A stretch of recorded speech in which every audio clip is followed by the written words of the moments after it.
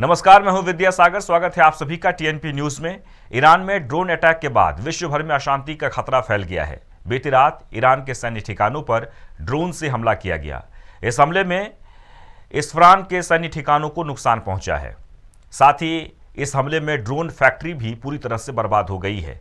हालांकि इस हमले में किसी के हताहत होने की खबर सामने नहीं आई है।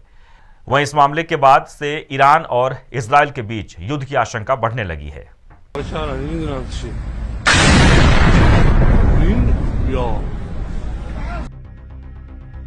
रूस और यूक्रेन के बाद अब युद्ध की सुगबुगाहट ईरान में भी दिखने लगी है। ईरान के सैन्य ठिकानों पर हुए हमले के बाद से विश्व की शांति एक बार फिर खतरे में आ गई है, जिसके बाद सभी देशों की चिंता फिर बढ़ गई है। ईरान और इजराइल के बीच लंबे समय से चल रहे छद्म युद्ध ने अब फिर आक्रामक रूप ले लिया है। आधी रात में ईरान के इस्फरान में रक्षा उपकरणों का निर्माण करने वाली कंपनी पर हुए ड्रोन अटैक के बाद पूरे देश में भय का माहौल बना हुआ है। इस हमले में सैन्य ठिकानों की छत को नुकसान पहुंचा है, पर गनीमत यह है कि इस हमले में किसी की जान नहीं गई है। ऐसा माना जा रहा है कि ये हमला इजराइल ने किया है। ईरानी सेना की माने तो इस हमले में उसने एक ड्रोन को नष्ट कर दिया है, लेकिन 2 ड्रोन आसमान से हमला करके वापस लौट गए। बीते समय से ही ईरान और इजराइल में संबंध ठीक नहीं चल रहे हैं।